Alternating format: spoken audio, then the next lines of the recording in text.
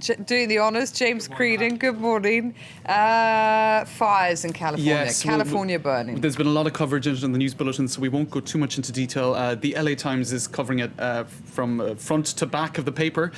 California is still blazing, and you have several photos, I think, which show the extent to which it has taken over the south of the state. You've got one young child who's very upset because she had to be evacuated, as thousands of people had to be. There's, I think, another photo showing, the attempt to put out, I think, 105,000 acres which are burning due to these forest fires. And in fact, one concern is that people are refusing to evacuate in some parts of the state. And two, in fact, yesterday, the day before, jumped into a hot tub in an attempt to escape the flames. It didn't work. They got burnt. So the officials are very concerned that people are not listening to their advice to get out of zones that are very badly affected by these fires. So that's the LA Times. We won't go too much further into it because it's wall-to-wall coverage, as they say. Now, but we're staying in America. Where is the money, or what's the money? What is money, even? Oh, okay. It's even more philosophical, and this question has been tackled. Not a French paper, then, asking that? It might be sometimes, but it's not. It's the International Herald Tribune, and you've got a philosophy professor saying it's funny that in a time of crisis where money is being affected in terms of its value, that people aren't asking this question of what is money. And he's saying, well, money basically is faith and trust. That's what it comes down to.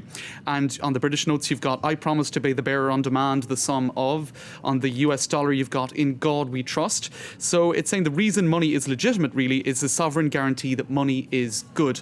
And he goes back through the history of things, saying that before, gold used to underwrite money. So the note that you held in your hand was simply a guarantee that its equivalent was held somewhere in gold. That's no longer the case. So all the more reason to have for the Fed to have cred. So you have to have faith in the state, basically, that's underwriting it. And he said, that's no longer the case. And one paradox, he says, is that in the seemingly godless world of capitalism, money is the only thing we must have faith in. And do you know what one famous philosopher described money as being? A pimp. He said that in a capitalist society, everything is for sale and everyone is a prostitute, and money is the pimp in between. So better not to think about money too much if it's going to be viewed that way. That's quite deep for this early in the morning. I'm just thinking, I stopped with your in God we trust or in cash we trust, because when I think of putting the money in sort of like public transport to get my tube ticket or whatever. Right. In London Transport, am I trusting that? Yes, anyway. best to just get on with things, I suppose. Now, The Guardian, speaking of other big matters of importance, is dedicating its front page today to climate change and a big initiative called the 10-10 Initiative. This is to reduce your carbon footprint by 10% by 2010. And it's a huge issue today in the paper. And basically, it's calling on citizens to lower their carbon footprint by doing things more than just putting out their garbage for recycling. So meet the woman behind it. Her name is Fanny Armstrong. I think we have a photo of her here. She has said, if you're not... That's not Fanny Armstrong. There she is.